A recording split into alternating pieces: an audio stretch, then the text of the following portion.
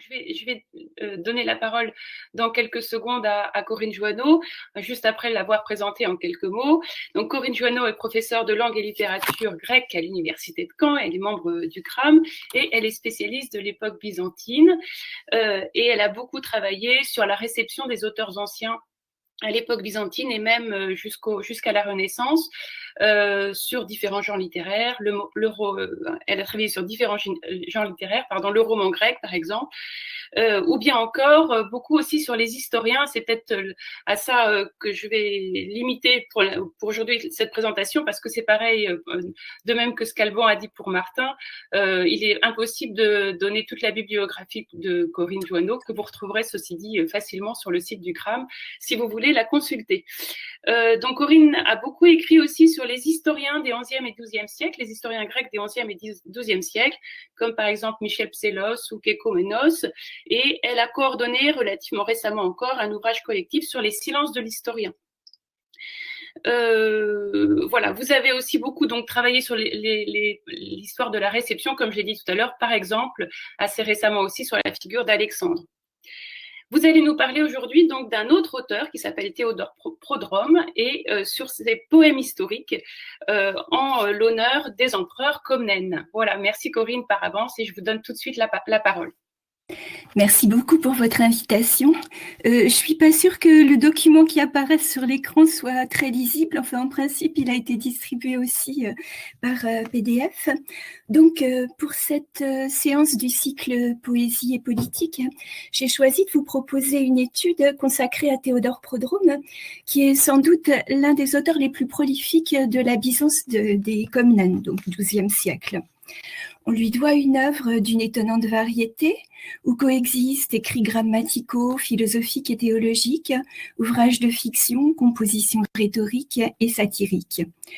Outre les poèmes historiques dont je vais parler aujourd'hui, il a composé un commentaire des canons de Jean Damascène, un commentaire des analytiques d'Aristote, une copieuse collection d'épigrammes sur divers épisodes de l'Ancien et du Nouveau Testament, une vie de Saint Mélétios le Jeune, un gros roman de presque 5000 vers imité du roman antique, une épopée parodique, la Katamyomachie, qui est une réécriture byzantine de la Batrachomyomachie.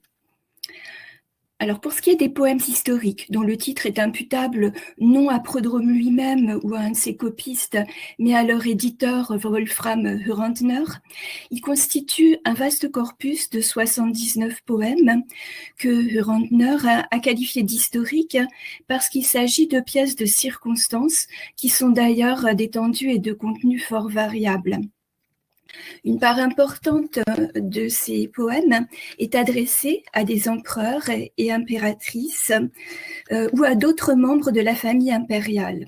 Alors, j'ai choisi de m'intéresser aux textes qui sont consacrés à l'empereur Jean de Comnène, qui, sur le plan à la fois littéraire et historiographique, fait un peu figure de parent pauvre comparé à son père Alexis Ier Comnène et à son fils Manuel Ier Comnène, parce que Anne Comnène, qui était la sœur donc de Jean Comnène, a célébré dans son Alexiade celui qui était le fondateur donc de la dynastie Comnène, et d'autre part Manuel Ier, et de tous les empereurs byzantins, celui qui a suscité le plus grand nombre d'éloges. Sur Jean Comnène, ce sont précisément les poèmes historiques de Prodrome qui sont notre principale source d'information, avec deux discours en prose de Nicéphore Basilakès et de Michel Italikos, et pour ne citer que les sources qui sont disponibles en langue grecque, les brefs chapitres qui figurent dans les histoires de Jean Synamos et de Nicétas Choniatas, mais ce sont deux textes qui ont été rédigés après la mort de Jean Comnène. Alors, parmi les 29 poèmes historiques de Prodrome qui sont relatifs à Jean Comnène, il y a une douzaine de pièces qui évoquent des éléments familiaux ou politico-familiaux concernant l'empereur en question. Je les passe rapidement en revue. Donc, le poème 1 a été composé pour le couronnement du fils aîné de Jean, Alexis, en tant que co-empereur. Le poème 7 déplore la mort de sa première épouse, Irène. Les poèmes 13 et 14 célèbrent le mariage de deux de ses filles. Le poème 20 relate l'arrivée à Constantinople de l'Allemande Berthe de Sulzbach, qui était la fiancée du fils cadet de Jean, Manuel. Le poème 23 évoque la mort en bas âge de deux des petits-fils de Jean. Et pour finir, on a les poèmes 25 à 29, qui sont des poèmes funéraires qui ont été composés par Prodrome lors du décès de Jean II. Alors, 15 autres pièces de volume parfois substantiels sont consacrées aux expéditions militaires menées par Jean Comnène en Orient entre 1132 et 1142. Et c'est précisément à ce corpus, qui représente un total de 2576 vers, que sera consacrée la présente étude. Alors, c'est cette quinzaine de poèmes, vous en retrouverez alors à la fois les lemmes et donc la présentation très panoramique dans l'exemplier, donc les lemmes à la page 1, et puis donc vous avez un tableau à la page 2 avec les dates et circonstances historiques, le volume, etc. Alors précisément, les lemmes qui sont insérés en tête de ces poèmes nous fournissent des indications précieuses sur les circonstances dans lesquelles ils ont été composés ou prononcés. Donc les poèmes 3 à 6 célèbre la victoire remportée par Jean II sur les Danish-Mindides et la prise de Castamont en 1133. Si vous voulez vous repérer, vous pouvez jeter un petit coup d'œil sur la carte. Bon, elle n'est pas très très lisible, mais enfin, donc vous voyez, Castamont, c'est au sud de la mer Noire. Alors, la forteresse en question, en fait, a été rapidement reperdue par les Byzantins dès 1134, et les poèmes donc 8 à 10 évoquent la seconde expédition qui, en 1135, a permis à Jean de reconquérir la cité en question et de s'emparer également de Gangra, qui était située dans la même région. Ensuite, alors les poèmes 11 et 12 sont consacrés à la grande expédition que Jean II mena en Sicile et en Syrie de 1136 à 1138 contre, alors d'abord Léon l'Arménien, ensuite contre la principauté d'Antioche qui était alors aux mains des Occidentaux, comme nous l'a rappelé Martin Aurèle, et puis ensuite, troisième cible de cette expédition, les musulmans de César. Et donc sur cette campagne, nous possédons aussi les deux discours en prose que j'évoquais tout à l'heure, à savoir le discours de Nicéphore Basilakès et celui de Michel Italikos, qui était le maître et également l'ami de Prodrome. Et enfin, donc, les discours suivants, 15 à 19 et 24, évoquent des interventions de moindre envergure menées par Jean Comnène contre les Turcs de Lopadion et de Néo-Césarée entre 1139 et 1142. Alors, Prodrome n'est certes pas le premier à recourir à la forme versifiée pour célébrer les succès guerriers d'un empereur byzantin. Je vous cite deux précédents importants, à savoir celui de Georges Pisides, qui, dans les années 620, avait composé des poèmes en dodécasyllabes, l'Expeditio Persica et l'Héracliade, pour commémorer les victoires d'Héraclius sur le Perse Khosroès. Et alors, deuxième exemple, qui date de la seconde moitié du Xe siècle, il s'agit de Théodose le Diacre, qui, lui, avait composé un panégyrique également en dodécasyllabes, intitulé Lalosis Thescrétès, qui célébrait la reprise de la Crète aux Sarrasins par Nicéphore Phocas. Alors, ce qu'il faut noter, c'est que Prodrome a joué apparemment un rôle pionnier dans la promotion de la forme poétique qui, au XIIe siècle, devient extrêmement à la mode. Et d'ailleurs, on peut remarquer que son roman « Les aventures de Rhodanthe et de Cyclès » se présente comme une réécriture versifiée du roman antique qui était un genre en prose. Alors, pour ce qui est des poèmes historiques, donc en s'employant à promouvoir le discours de cérémonie en vers, il a, de la même manière, contribué à la mutation de l'antique Basilikos Logos, qui était un discours en prose dont les règles de composition avaient été codifiées au IIIe siècle de notre ère par Ménandre le rhéteur. Donc il a contribué à la mutation de ce genre littéraire en une forme nouvelle. Et l'existence d'un volumineux ensemble d'éloges en vers qui ont été rédigés dans les années 1140 et 1150 par un contemporain, enfin un tout petit peu plus jeune que Prodrome et un imitateur qui est communément désigné sous le nom de Manganeios Prodrome. Donc ce corpus atteste le succès rencontré par l'initiative de notre auteur.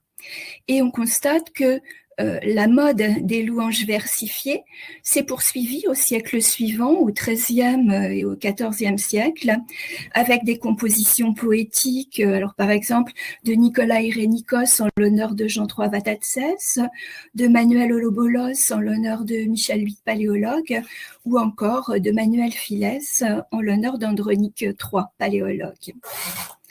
Alors revenons à Prodrome. Son originalité tient aussi au type de maître qu'il a choisi de pratiquer dans ses éloges versifiés. Alors, dans les 15 poèmes qui composent notre corpus, on remarque, là vous pouvez prendre le tableau, ça sera plus commode en fait pour suivre. Donc on remarque la présence de deux vers différents. Alors, d'une part, l'hexamètre dactylique, utilisé dans les poèmes 3, 6 et 8, et d'autre part, le vers politique, donc, qui est employé dans les autres pièces. Alors, ce qu'il faut bien remarquer, c'est que avec ces deux maîtres, on est vraiment aux deux pôles extrêmes du spectre poétique byzantin.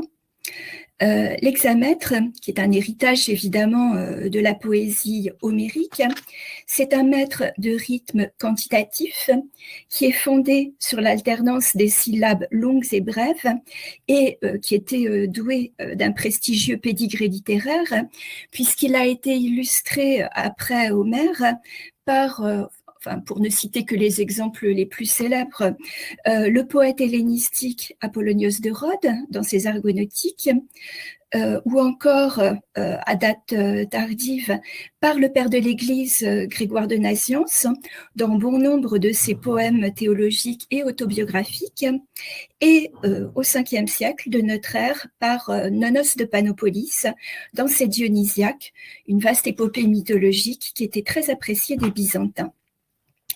Alors, comme du fait de l'évolution de la langue, la distinction entre longues et brèves n'était plus perçue des auditeurs de l'Antiquité tardive, Nonos, dans ses hexamètres, s'était imposé de prendre aussi en compte les accents toniques. Donc, il s'était efforcé de faire coïncider système quantitatif et système accentuel, une double contrainte qui, évidemment, donne à sa métrique pas mal de rigidité. Prodrome n'a pas suivi l'exemple de Nonos. Il a choisi de revenir à la source homérique et de privilégier la seule quantité, c'est-à-dire qu'il adopte un système métrique qui est évidemment beaucoup plus souple que celui de Nonos, mais qui pour le coup est tout à fait archaïsant, parce que ces poèmes en hexamètre sont du coup une poésie pour les yeux et non une poésie pour les oreilles. Alors, par ailleurs, dans les 3 discours de notre corpus qui relèvent de cette catégorie, la patine ancienne est appelée l'adoption d'une langue qui est elle aussi résolument archaïque, puisque les textes en question sont rédigés en grec homérique, ou prétendu tel, prétendue-t-elle, parce que en fait, on constate qu'à l'influence prédominante de l'Iliade et de l'Odyssée se superpose celle de modèles secondaires, notamment la tragédie grecque, la poésie hellénistique ou l'influence des pères de l'Église, tous auteurs que Prodrome met à contribution pour forger avec beaucoup de dextérité un idiome à la fois complexe et raffiné. Alors regardons maintenant le second maître, le vers politique, qui lui est un vers moderne de type accentuel, dont le rythme était par conséquent perceptible à l'oreille de tous les auditeurs byzantins, et cela d'autant plus aisément qu'il s'agit d'un vers isosyllabique qui est long de 15 syllabes et qui de surcroît présente une diérèse médiane après le 8e pied. Alors, le développement du vers politique semble avoir été fortement influencé par la tradition orale. Il a été utilisé d'abord dans l'hymnographie et dans les acclamations populaires, qui étaient l'un des éléments constitutifs de ce qu'on appelle parfois la liturgie impériale à Byzance. En lien avec le choix de ce maître qu'on pourrait qualifier donc de maître grand public, Prodrome utilise dans ses poèmes historiques en vers politique une langue qui, bon, sans être à proprement parler la langue vulgaire qui était en usage de son temps, est à coup sûr beaucoup plus simple et beaucoup plus contemporaine que celle des poèmes en hexamètre, une langue qui se rapproche de la Koiné byzantine. Et le style même des poèmes en question, qui est un style volontiers itératif, contribue à en faire des textes qui sont d'un abord assez aisés, qui donnent une forte impression d'oralité en raison de leur caractère souvent incantatoire. Alors, ces deux séries de poèmes devaient s'adresser à des publics différents.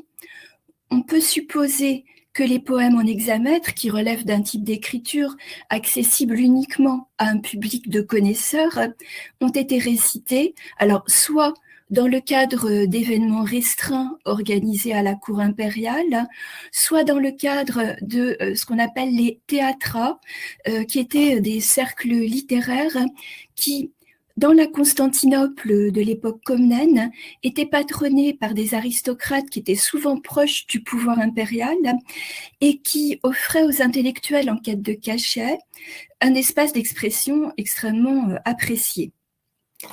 Alors, par contre, les poèmes en vers politique étaient destinés à une diffusion plus vaste.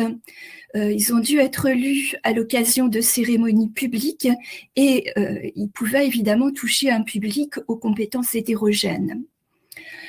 Alors, les lemmes de 6 de ces poèmes, le 4, le 5, le 9, 10, 11 et 12, comportent la mention « odem », tois demois, ce qui signifie que les textes en question ont été composés pour être récités par des représentants de ces factions ou partis qui étaient répartis en 4 couleurs, les bleus, les verts, les blancs et les rouges, et qui représentaient le peuple byzantin lors des courses de l'hippodrome. Et les dames, on sait que les dames jouaient un rôle essentiel dans le cérémonial impérial. Alors, 4 de ces silèmes nous fournissent des précisions complémentaires qui permettent de cerner le cadre dans lequel se sont déroulées ces différentes prestations.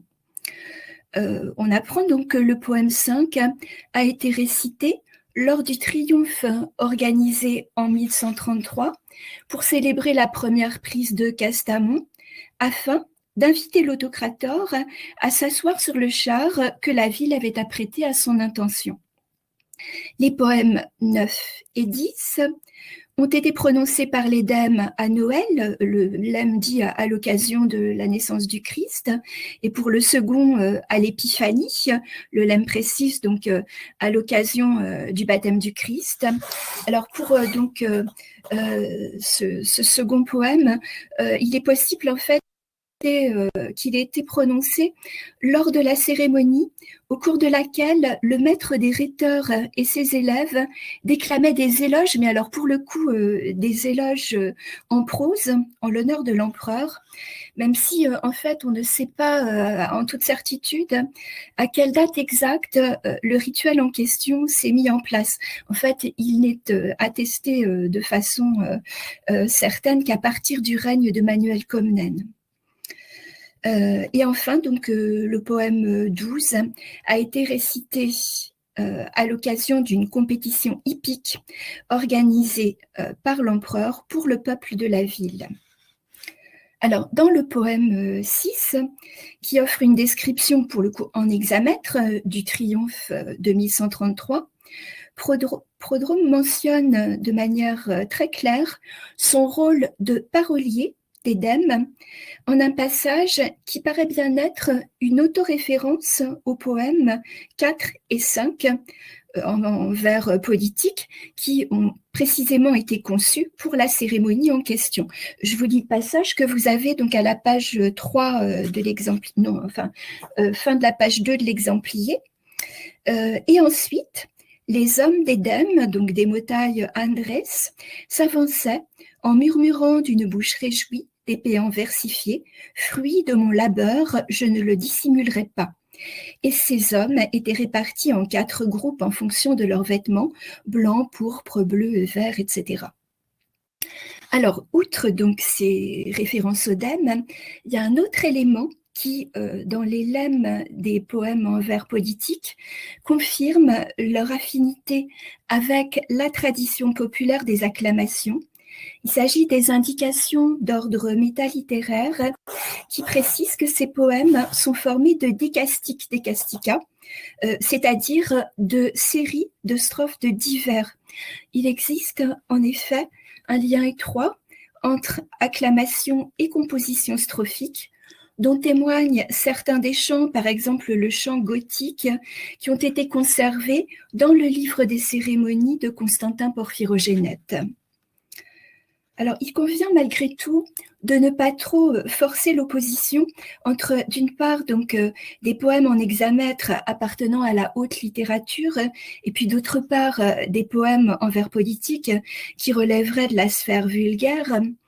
Comme le remarque Paul Magdalino, le caractère populaire du maître choisi dans les poèmes historiques en vers politique et l'utilisation d'une langue qui est relativement abordable ne doivent pas dissimuler, je le cite enfin en le traduisant, la formidable érudition philosophique et littéraire de Prodrome qui, dans ses textes, a su fusionner de manière novatrice la tradition antique de l'éloge rhétorique et celle médiévale des acclamations de l'hippodrome, en adaptant aux vers politiques les techniques et les thèmes de l'encomion.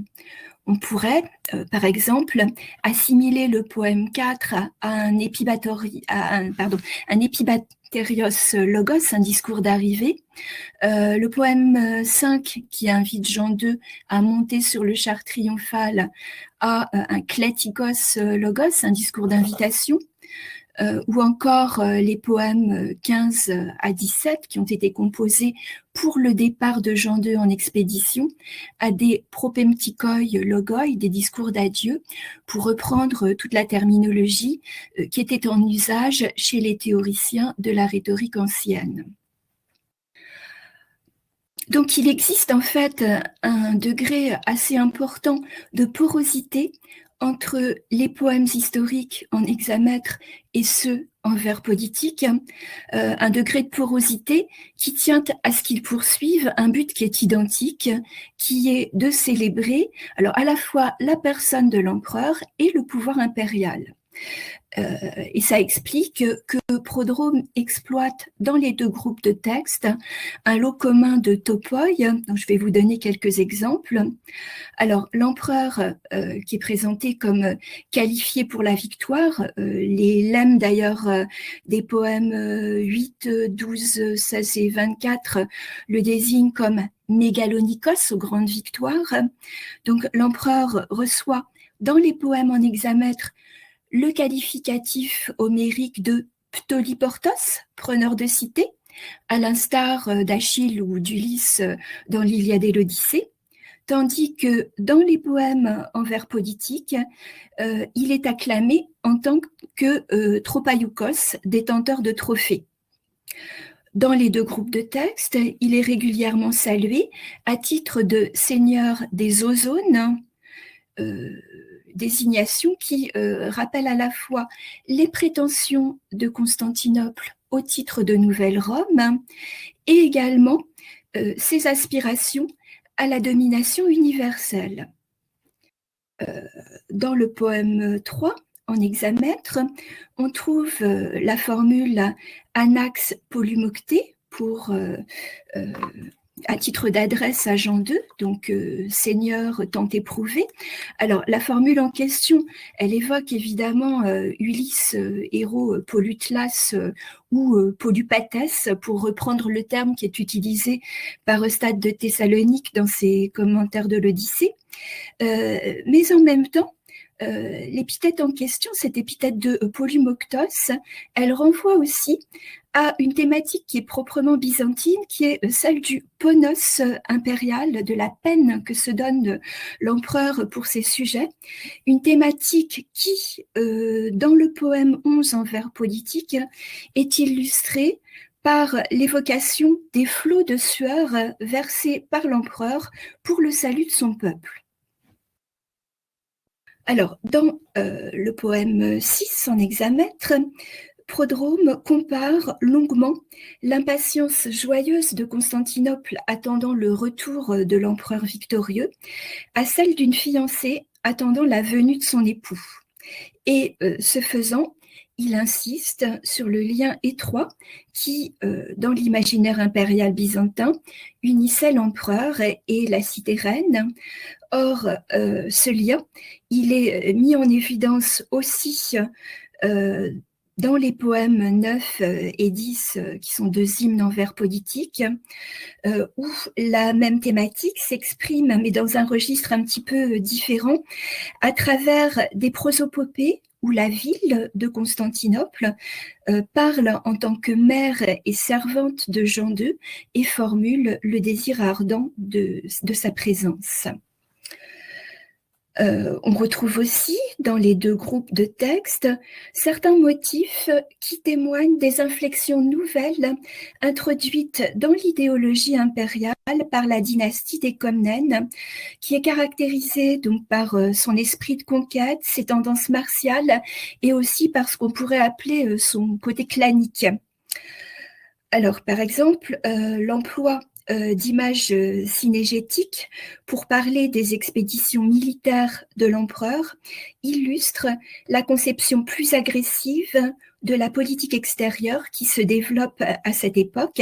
Et donc, on trouve des métaphores de ce genre à la fois dans les textes en hexamètre et dans les textes en vers politique.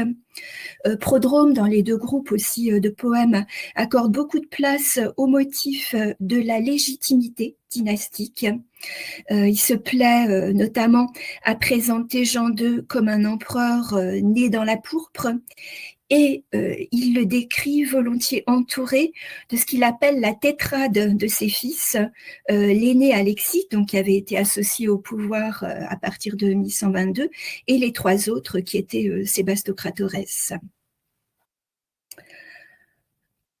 Alors, si les discours en hexamètre qui relèvent de la tradition épique et qui étaient d'ailleurs désignés par les Byzantins comme des vers héroïques, constituent un médium particulièrement apte à magnifier la figure de l'empereur en exaltant sa valeur guerrière, leur tonalité archaïsante semble a priori beaucoup moins propice à la célébration de ses vertus chrétiennes, et pourtant, on constate que les références à la piété de Jean Comnène n'en sont nullement absentes. Alors, quelques exemples. Dans le poème 8, l'empereur est qualifié de Megas Charitonymos Anax, de grand seigneur au nom plein de grâce. à l'instar de son saint patron, Jean l'Évangéliste, une part étymologie qui est exploitée aussi par Prodrome dans plusieurs de ses discours en vers politique. Dans le poème 6, qui est une description donc en hexamètre du triomphe de 1133, Prodrome souligne avec beaucoup d'insistance l'humilité de Jean Comnène, qui refuse donc de monter sur le char impérial et cède la place d'honneur à l'effigie de la Vierge. Et toujours dans le même poème, on voit que Prodrome a choisi de consacrer les derniers vers de cette longue ekphrasis à l'entrée de l'empereur dans la basilique de Sainte-Sophie, où il dépose sur le Saint-Autel sa couronne royale. Et donc, en focalisant l'attention à la fin du poème sur cet élément-là, évidemment, il fait apparaître ce geste de piété de Jean II comme vraiment le point d'orgue de la cérémonie. Enfin, dans le poème 8, on voit la Vierge intervenir, telle Athéna aux côtés des guerriers achéens, pour inciter l'empereur à attaquer Castamon. Et Prodrome a ensuite inséré en plein cœur d'une ekphrasis qui est consacrée à la bataille de Gangra, le texte d'une longue prière qui est adressée par Jean II à la Théotokos pour lui demander son soutien. Donc on voit qu'il brode ainsi sur un motif, le lien privilégié unissant l'empereur à la Vierge Marie, qui à nouveau est un motif beaucoup exploité aussi dans les pièces en vers politique. Donc vous voyez que même dans ce poème 8, qui est un poème de facture homérique, Jean II apparaît comme un empereur élu de Dieu et qui est assisté dans ses entreprises par la grâce divine. Mais sans surprise, la thématique en question occupe évidemment une place encore beaucoup plus importante dans les textes en vers politiques qui, pour le coup, célèbrent à l'envi les vertus chrétiennes de l'empereur et développent aussi avec beaucoup d'insistance le motif de l'empereur Hélios, qui est un motif connexe puisque la symbolique solaire servait également à la célébration de Dieu ou à la célébration du Christ en tant que soleil du monde. Alors Prodrome exploite l'imagerie de l'empereur Sol Oriane, ce soleil levant, en écho parfois vraiment très direct aux acclamations de l'hippodrome, où l'apparition du souverain à la tribune était saluée par l'acclamation rituelle « Anathéilon, lève-toi ». Le poème 12, qui a précisément été conçu pour être récité lors d'une compétition hippique, offre un bon exemple de l'exploitation de cette topique qui est introduite dès le vers d'ouverture et qui se déploie sur un mode incantatoire tout au long des 3 premières strophes. Alors, je vous ai cité le tout début que vous avez dans l'exemplier. Lève-toi, donc Anathéilon, très brillante autocrator des Romains. Lève-toi pour tes esclaves, lui pour tes serviteurs, éclaire le théâtre de l'épanchement de ta lumière, etc. Et ça continue sur le même mode pendant une trentaine de vers. Dans le poème 10, qui est donc un hymne composé par Prodrome à l'occasion de l'Épiphanie, la dimension religieuse de cette thématique apparaît clairement, puisque Prodrome célèbre en parallèle le Christ, soleil de la justice, et l'empereur, soleil de la monocratie, qui parcourt inlassablement l'oïkoumène pour de ses rayons ses fidèles sujets et pour réduire en cendres les ennemis. Alors de fait, il est beaucoup question de ce qu'on pourrait appeler la sainteté de l'empereur dans les poèmes en vers politiques. Prodrome, qui dans les textes en question s'adresse volontiers à Jean Comnène en le qualifiant de Théier Bacilleux, de divin empereur, le présente comme loin du Seigneur et il multiplie les parallèles entre sa personne et celle du Christ. Il compare par exemple l'action salvifique du Fils de Dieu qui, je cite, brise les têtes des serpents et celle de l'empereur qui, lui, incline les têtes des barbares. Dans le poème 19, Prodrome évoque le dévouement avec lequel Jean II offre à son peuple donc à la fois sa propre vie et celle de ses fils qu'il associe à ses campagnes militaires. Et donc il souligne la dimension christique d'un tel comportement, puisqu'il nous dit que Jean II imite ainsi la philanthropie de Dieu pour que soit sauvée l'humanité, pour que soit écarté l'esclavage. Et donc, la thématique de la guerre sainte occupe une place importante dans la mise en scène que les poèmes en vers politiques réservent aux expéditions de Jean II, que Prodrome décrit missionné par Dieu pour combattre les ennemis de l'Empire. On peut lire par exemple au début du poème 15 que Dieu à nouveau a fait lever le Comnène pour assurer la vengeance des fidèles et la ruine de la Perse. Alors, dans les textes en question, Prodrome use volontiers du procédé d'interprétation typologique qui était familier à l'exégèse chrétienne, et il se plaît à associer les ennemis des Byzantins à des figures négatives de l'Ancien Testament. Donc les Perses, c'est la dénomination archaïsante des Turcs, donc deviennent dans les poèmes de Prodrome les descendants d'Agar, la servante d'Abraham, ou encore les fils d'Ismaël, tandis que les Byzantins, eux, sont assimilés aux fils de Sarah, à savoir de l'épouse légitime du patriarche. Les uns incarnent la maison de l'odieuse Ésaü, les autres celle de Jacob, et tandis que Byzance est qualifiée de fille de Sion ou de nouvelle Sion, les peuples contre lesquels Jean II mène campagne sont assimilés aux ennemis d'Israël, et donc ils endossent le rôle de Moab ou celui de Babylone ou de la Syrie, ou encore de l'Égypte ou de l'Éthiopie. Les exemples de cette vaste entreprise de réinterprétation typologique sont particulièrement nombreux dans le poème 17, où Prodrome délègue sa voix aux prophètes et utilise leurs mots pour tisser l'éloge de l'empereur en un texte qui est un vaste santon de citations vétérotestamentaires. Jean II lui-même fait évidemment l'objet du même jeu d'assimilation. Lorsque Prodrome, dans le poème 11, dit qu'il a la très pure Marie pour bâton d'Aaron, il l'identifie implicitement à un nouveau Moïse, et l'évocation des fleuves, le Sangaris, le Sinos ou l'Euphrate qui s'inclinent devant lui confirme cette référence en rappelant l'épisode célèbre du passage de la mer Rouge.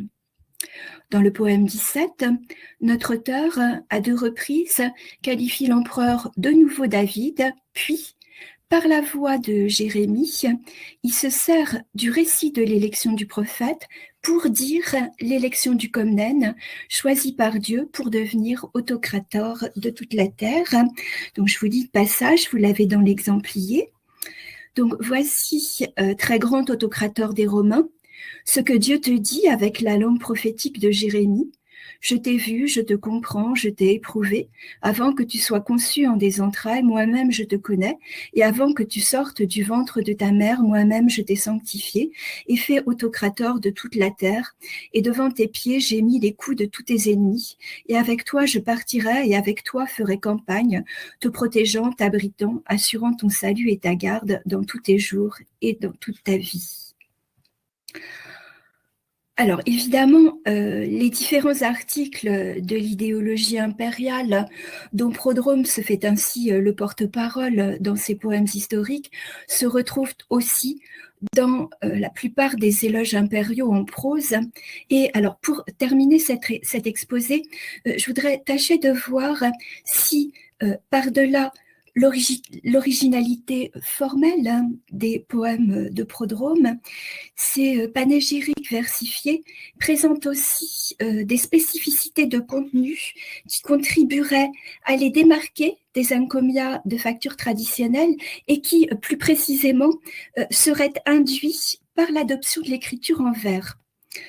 Alors pour ce faire, je vous propose de procéder à une rapide comparaison entre les textes de notre corpus prodromique et les deux éloges composés par Nicéphore Basilakès et Michel Italikos pour célébrer la campagne de Jean II en Cilicie et en Syrie, la campagne qui est évoquée aussi dans les poèmes 11 et 12 de Prodrome. Alors, sans surprise, on retrouve chez les deux prosateurs la plupart des topoi exploités par Prodrome. Leurs deux discours abondent à la fois en références homériques comme les poèmes historiques en hexamètre et en références bibliques comme les poèmes en vers politique. Basilakès et Italikos font comme Prodrome, un grand usage de l'interprétation typologique et on retrouve aussi chez eux l'idéologie de la guerre sainte, même si elle est beaucoup moins marquée chez Italikos que chez Basilakès, où l'expédition de Jean Comnène prend littéralement des allures de croisade. Alors, on peut certes repérer quelques écarts entre les deux groupes de textes. Bon, la plus frappante, c'est peut-être la fréquence chez les deux prosateurs des références à la geste d'Alexandre le Grand, alors que celui-ci est totalement absent des poèmes historiques. Mais la différence de médium, vers ou prose, peut difficilement expliquer une telle divergence. Alors que, me semble-t-il, il n'en va pas de même en ce qui concerne la forme prise chez nos trois auteurs par le matériau métadiscursif qui figure en abondance dans leurs éloges impériaux. Alors, tous trois exploitent certes le topos de l'orateur intimidé ou carrément vaincu par la grandeur des exploits qu'il entend célébrer. Bon, ça, c'est une figure tout à fait classique du discours panégyrique, mais on constate malgré tout l'existence de très sensibles écarts dans les propos que chacun des trois tient sur lui-même et sur son rôle d'encomiaste. Basilakès, que son auditeur Maïsano présente comme le panégyriste officiel de la cour de Constantinople, formule avec autorité toute une série de considérations générales sur les pouvoirs de l'éloquence et sur la mission du rhéteur en lutte contre la fuite du temps. Il témoigne ainsi d'une conscience affirmée de son rôle comme maître de style et comme représentant d'un genre littéraire privilégié. Chez Italikos, la tonalité du métadiscours est bien différente et beaucoup plus revendicative. Il polémique contre les orateurs contemporains, ses rivaux, prétend que Jean n'a pour le louer que des joueurs de tric-trac et des rimaillards, et surtout, parce qu'il est mécontent de son poste de didascale de l'apôtre, il proteste avec aigreur contre les sycophantes qui l'empêchent d'accéder au grade supérieur, celui de didascale de l'évangile, et il prie l'empereur de prendre les armes contre ces barbares de l'intérieur pour qu'il obtienne enfin la juste rétribution de ses peines. Et donc dans son plaidoyer prodromo, il met en avant son ardeur, son originalité et son double statut de philosophe et d'orateur.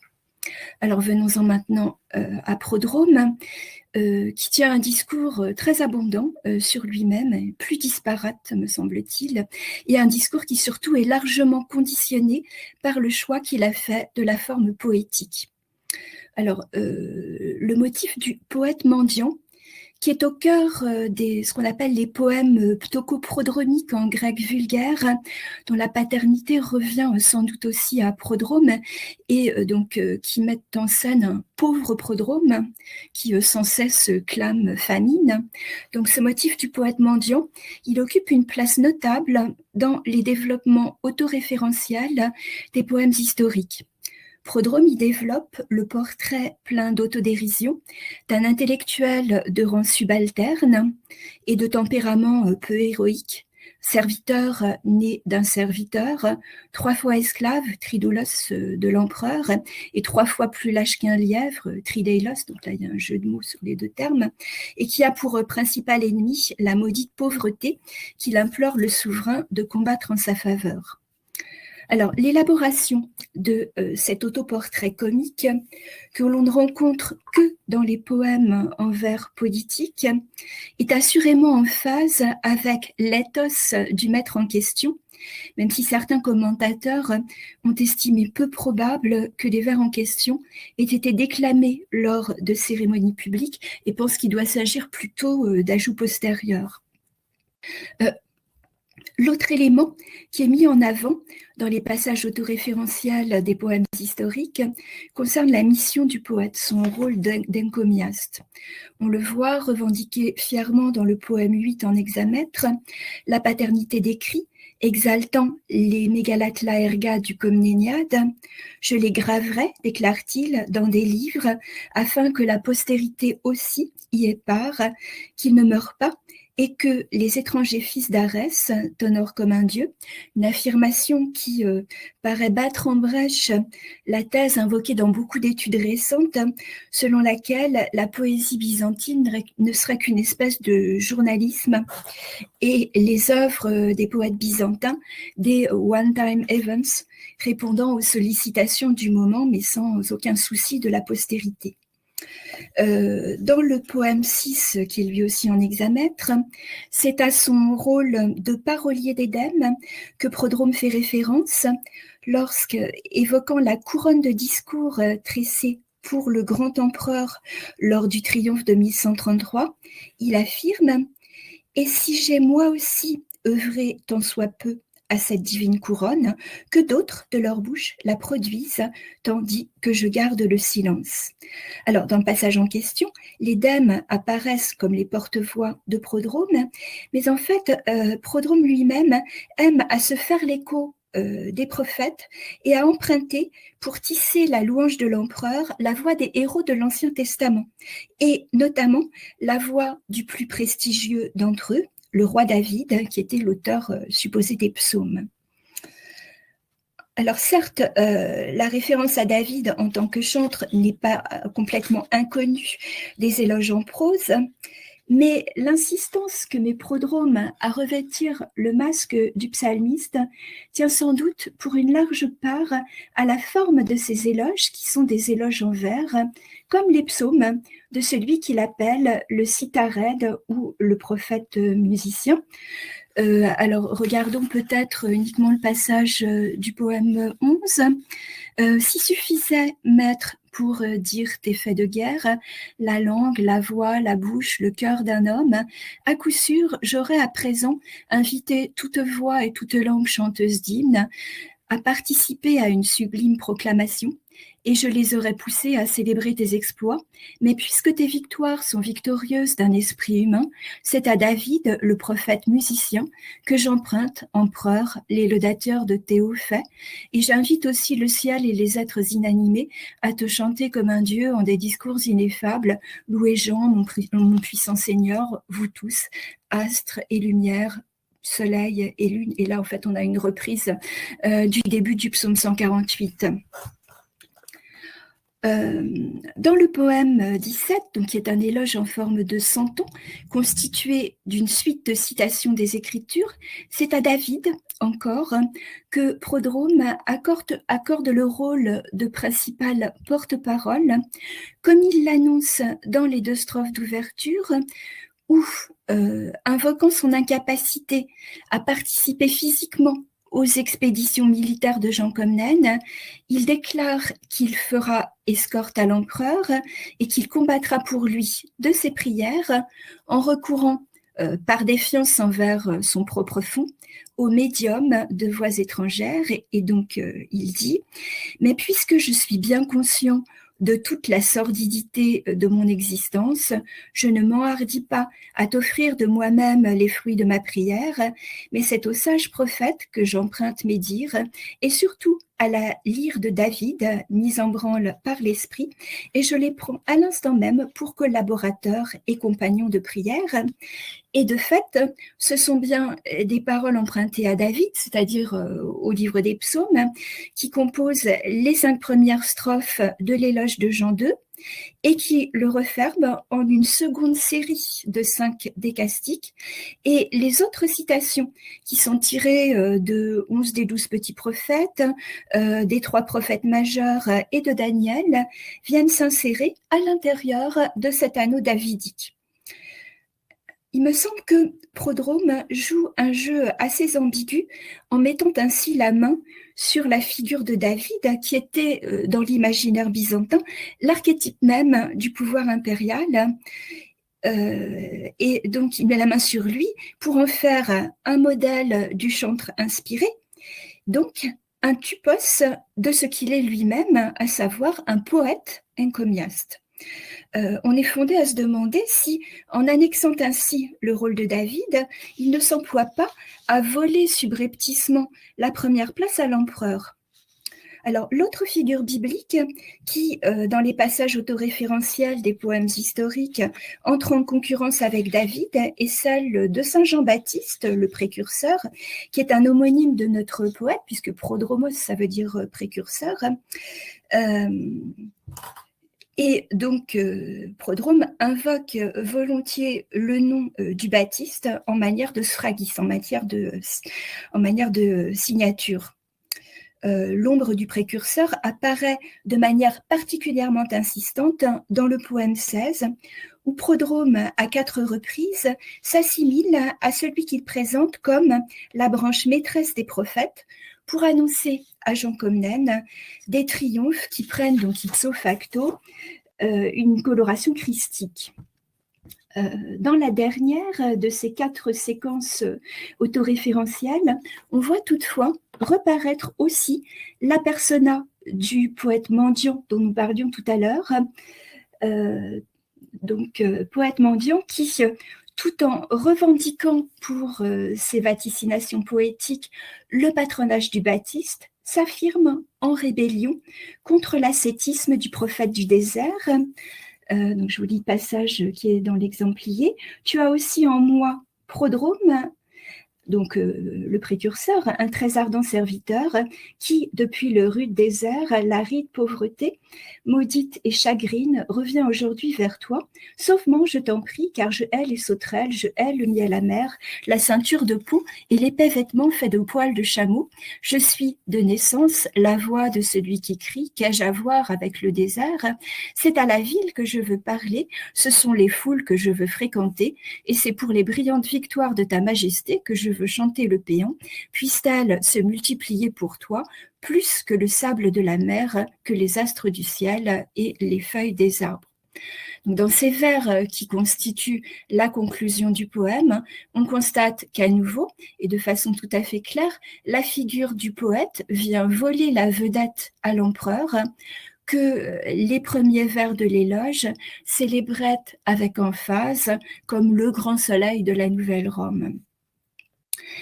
La place qui est accordée dans les poèmes historiques à la mise en scène de soi est en lien direct avec la situation socioculturelle que vivaient dans la Byzance de l'époque comnène ceux qui étaient, comme Prodrome, des écrivains professionnels soumis à une intense compétition pour décrocher les patronages indispensables à leur survie. Une compétition à laquelle plusieurs passages de notre corpus font d'ailleurs très clairement référence. Il est question dans le poème 6 de prestations concurrentes de la muse pédestre et de la muse poétique, à l'occasion desquelles les rhétors rivalisent avec les sages aux paroles sublimes, et le poème 19 s'ouvre sur l'évocation de l'agone auquel Prodrome va participer. Ce sera notre dernier exemple. À nouveau, c'est un concours pour les orateurs, une compétition pour les logographes, pour les sticographes, une lutte plus rude que celle d'autrefois. À nouveau résonne la musique du péant en l'honneur des trophées impériaux. À nouveau, l'hymne célébrant la valeur et la fortune comnène. Allons, mon esprit, accouche de discours qui soient de noble souche, arme-toi, main pour l'écriture, mettez-vous en mouvement, doigts, etc. Alors, dans cette joute que Prodrome assimile ici à une lutte armée, il importait pour le poète de faire preuve de talent, de subtilité, d'inventivité même, pour avoir une chance de l'emporter sur ses concurrents. La présence dans le corpus des poèmes historiques de séries de discours composés par notre auteur pour une seule et même occasion peut être interprétée comme une démonstration de sa virtuosité littéraire. L'exemple le plus frappant en la matière nous est fourni par les poèmes 3 à 6 qui constituent autant de variations sur le thème du triomphe de 1133. Au jeu sur les mètres, donc 2 discours en hexamètre et 2 en vers politique, se surajoute un jeu sur les formes d'énonciation. Le poème 3 se présente comme une narration encomiastique, le poème 5 comme une étopée, puisque l'édème y présente une pétition de la part de la ville pour inviter donc à s'asseoir sur le char triomphal. Le poème 6 est très explicitement désigné comme une ekphrasis. Donc Prodrome exploite dans cette série de textes des procédés d'écriture qui étaient précisément ceux qui étaient enseignés à Byzance dans les classes de rhétorique à titre de progymnasmata. Ce genre de composition, en partie double, triple ou quadruple, semble avoir été à la mode à l'époque des Comnènes. L'œuvre de Prodrome lui-même fournit d'ailleurs d'autres exemples de pareils exercices de style, notamment ces tétrastiques sur des épisodes de l'Ancien et du Nouveau Testament, puisqu'ils sont conçus en diptyque, associant pour chaque épisode biblique un premier tétrastique en hexamètre, rédigé en style homérique, et un second en vers iambique, écrit en koiné byzantine. Si les poètes comnènes se livraient à ces expérimentations de forme et de genre pour impressionner leurs patrons impériaux ou aristocratiques par une exhibition de poéquilia, il n'est pas exclu qu'ils aient aussi recyclé leur composition littéraire à titre de modèle d'écriture dans le cadre d'un enseignement de la rhétorique que beaucoup d'entre eux ont pratiqué et sans doute Prodrome lui-même. Autrement dit, et pour conclure, l'éloge impérial en partie multiple servait donc autant à la promotion de son auteur qu'à celle du laudendus. J'espère que je n'ai pas été trop longue. Merci beaucoup, Corinne. Non, on est tout à fait dans les temps. Et on va avoir donc le temps pour des questions. Merci beaucoup. J'invite aussi, bien sûr, à tout le monde à applaudir Corinne Joanneau, comme Martin a été applaudi préalablement. Donc on va passer aux questions, et tout comme l'a fait Alban aussi, j'invite d'abord les étudiants à prendre la parole ou à utiliser le chat. Alors, Alban, si tu veux poser une question, vas-y, bien sûr, et puis tu peux reprendre le micro, de toute façon. Je vois un byzantiniste dans l'auditoire. Oui, il y a un byzantiniste parmi nous, c'est Nicolas Drocourt qui est là, et je le remercie d'avoir assisté à cette session. J'ai une question au sujet de David. Oui. Vous avez montré, moi, ça m'a beaucoup intéressé, le fait que Prodrome identifie l'empereur à David, ce qui là est extrêmement, enfin voilà, il n'y a pas de problème. Mais ici, il identifie à la fois lui-même poète et l'empereur à David, si j'ai bien compris. Plus lui-même, en fait, quand il parle de David, c'est ça qui m'a en fait interpellée, c'est qu'il utilise beaucoup plus la figure de David pour parler de lui que pour parler de l'empereur. Alors que bon, a priori, évidemment, on attendait l'inverse, puisque David, on le trouve évidemment dans tous les panégyriques, en prose aussi byzantin, on le trouve dans le cérémonial, dans les acclamations de l'hippodrome, dans le livre des cérémonies de Constantin Porphyrogenète, il est extrêmement souvent mentionné, et donc ça m'a paru quand même un peu étrange.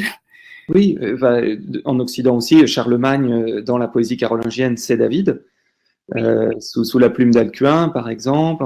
Mais est-ce que le fait que le poète lui-même s'identifie à David tout en continuant à l'identifier à l'empereur, est-ce que ça c'est propre à Prodrome, ou est-ce que il y a déjà des poètes politiques, encomiastiques, qui font déjà ça avant Prodrome?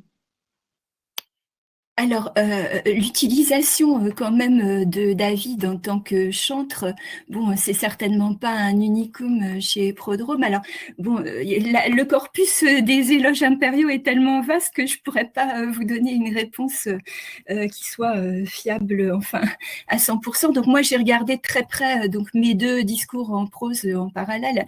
Et alors, ce que j'ai constaté, c'est que chez Basilakès, il y avait une occurrence, les discours sont longs, hein, c'est des discours qui font enfin plusieurs dizaines de pages, donc il y a quand même beaucoup de matériaux. Et chez Basilakès, donc David, évidemment, il est mentionné en tant que figure impériale. Par contre, il est mentionné une seule fois en tant que chantre et il n'y a pas d'assimilation explicite de Basilakès au chantre. Donc, il y a une citation en fait d'un psaume de David, comme dit donc David le chantre, etc. Par contre, chez Italicos, on a un exemple, mais un seul à l'intérieur de tout le discours qui ressemble à ce qu'on peut trouver chez Prodrome. Je ne sais pas si... où pour le coup, il se compare à la figure de David en tant que célébrant. Mais un seul exemple, alors que vraiment on en a pléthore dans nos poèmes historiques. Merci. C'est pour ça que je pense qu'il y a un lien avec la forme poétique. Je pense que le fait de recourir à la forme poétique a encouragé ce jeu d'assimilation. Merci. Il y a une question de Nicolas Drocourt. Corinne, est-ce que vous la lisez ou est-ce que je peux la lire, hein? Oui, non, je la vois. Vous la voyez, voilà, d'accord. Clanique. Alors, en fait, moi, quand j'ai parlé d'aspect clanique, la seule chose, en fait, qui m'avait frappée, c'est ces références, non pas seulement à l'empereur dans les éloges de Jean II, mais également à ses fils, qui sont quand même mentionnés assez fréquemment. Donc, en particulier, dans le poème 17, il y a tout un passage, enfin, ça doit faire 2 strophes entières, où Prodrome utilise la vision d'Ézéchiel, puisque dans le passage en question, en fait, il va emprunter la voix d'Ézéchiel. Alors, la vision avec les quatre bêtes, comme Tupos de la tétrade des fils de Jean II. Et puis, ce qui apparaît aussi quand même assez fréquemment, c'est le motif de la tuké comnénis, de la fortune des comnènes, une fortune donc qui s'est manifestée de génération en génération, donc à partir d'Alexis. Enfin non, même il remonte plus haut. Enfin, avant même la prise de pouvoir d'Alexis, il remonte vraiment aux origines de la famille. Voilà. Mais pour ce qui est de l'administration, alors là, j'avoue, j'ai pas regardé du tout. Je suis pas sûre que ça soit un élément qui soit tellement exploité dans les textes en question. Mais enfin, peut-être si on les reprenait évidemment sous ce biais, on trouverait du matériau. Moins de mentions synégétiques chez d'autres panégyriques du XIIe siècle. Ah oui, il y en a plein. Oui, oui, ça fait vraiment partie. Oui, oui. Par contre, ce qu'il faudrait regarder, enfin, je pense que c'est plus rare dans les panégyriques antérieurs. Donc ça, probablement, ça fait partie des éléments nouveaux qu'on constate au XIIe siècle. Bon, j'ai pas insisté parce que c'est vraiment un élément qui a déjà été beaucoup travaillé, en particulier par Magdalino, évidemment, qui a écrit des choses superbes sur la question. Donc, c'était pas vraiment utile, enfin si pour le public non byzantiniste, mais bon, je voulais pas reprendre trop de choses quand même qui avaient déjà été dites, enfin même si j'ai repris beaucoup de choses qui ont déjà été dites évidemment. Merci. Est-ce que j'en profite? Ah ben non, il y a une question de Martin Aurel. Je vous poserai éventuellement la mienne après. Donc je vous laisse la lire, Corinne. C'est aussi simple.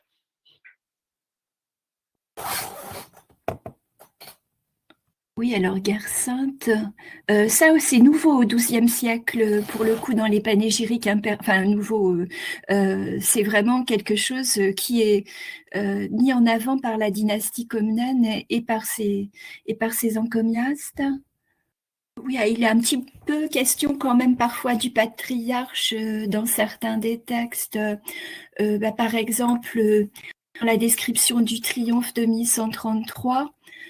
Parce qu'évidemment, le patriarche de Constantinople faisait partie prenante de la cérémonie, donc il est mentionné dans les éloges de Prodrome. Là, j'avoue, je n'ai pas regardé très près. Non, Prodrome n'est pas prêtre. C'est un laïc. Je réponds de manière un petit peu décousue. Excusez-moi, il y avait plusieurs choses dans la question. Je voulais juste poser une question je pense qu'il appelle une réponse très brève. Est-ce qu'on a à cette époque des textes qui sont éventuellement panégyriques, qui sont écrits et en prose et en vers, des prosimètres? Ou est-ce que à ma connaissance, il y a des auteurs qui ont écrit des éloges en prose et des éloges en vers. Prodrome lui-même, d'ailleurs, il a composé quelques textes en prose, même si la majorité de sa production est poétique. Et puis, Italikos prétend, enfin, il dit dans le texte dont j'ai parlé, qu'il avait composé des éloges poétiques, mais on les a pas conservés. Non, j'ai pas connaissance en fait de textes qui soient des panachages. D'accord, merci. Est-ce que c'est un laïc marié? Demande Alban. Alors, est-ce qu'il était marié? À vrai dire, je sais pas trop. Alors, Ptocoprodrome, donc dans la série des poèmes ptocoprodromiques qui sont peut-être de sa plume aussi, lui est marié et se plaint beaucoup de sa femme. Mais évidemment, c'est une figure littéraire, donc bon, c'est difficile de projeter sur l'auteur lui-même ce qui est associé à la persona. Enfin, surtout en plus une persona comique. Voilà, mais c'est un laïc au sens plein du terme. Je veux dire, c'est pas ce qu'on appellerait un régulier en Occident, quoi. Alors, pour ce qu'on sache de sa carrière, il a enseigné un petit peu la rhétorique, mais de manière assez subalterne. Et puis, ça c'est une figure en fait nouvelle dans la Byzance du XIIe siècle, un écrivain professionnel quand même d'abord et surtout. Enfin, d'où le fait qu'il pleure famine, parce que bon, il avait peut-être quelques subsides qui étaient liés à son enseignement, mais ça devait pas lui rapporter quand même énormément d'argent. Donc, il avait vraiment besoin de ces commissions d'aristocrates ou de commissions impériales, comme il a dû en recevoir lorsqu'il a composé ses poèmes pour l'Édème, puisque bon, il devait être payé. Enfin, on imagine que là, il y avait quelqu'un, enfin, l'organisateur de la cérémonie, qui avait dû faire appel à lui parce que c'était bon le poète à la mode et qui évidemment l'a payé en contrepartie de sa prestation. Après, j'allais dire, il a écrit un grand roman d'amour, mais enfin, on pourrait aussi écrire un roman d'amour à l'eau de rose tout en étant prêtre. C'est pas très bien vu, mais enfin, il a écrit un certain nombre de satires aussi. Enfin, vraiment des textes tout à fait profanes. Enfin, après, je sais pas, dans les poèmes à composante autobiographique, parce qu'il y en a un où il raconte qu'il a attrapé la vérole. Bon, alors je sais pas du tout s'il y a des détails concernant sa famille. J'ai pas de souvenir, mais il faudra aller regarder de près.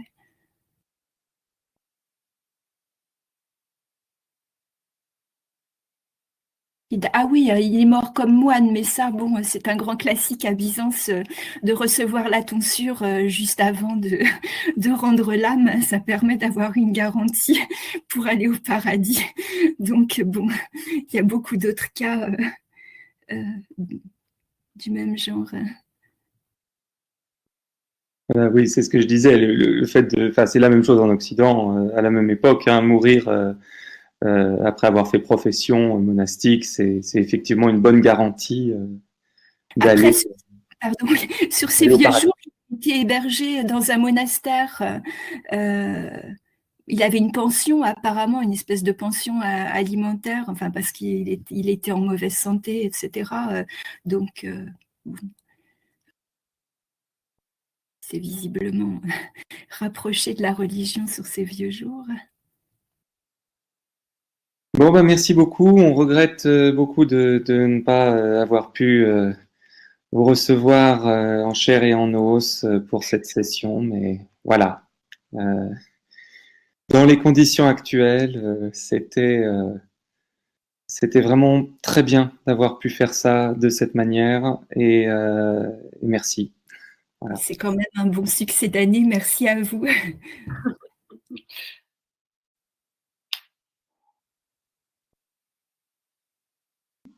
Bien. Eh ben, Voilà, merci bon week-end à tout le monde. à tout le monde. On rend l'antenne, si je puis dire. À On bientôt. rend l'antenne. Voilà, j'arrête l'enregistrement.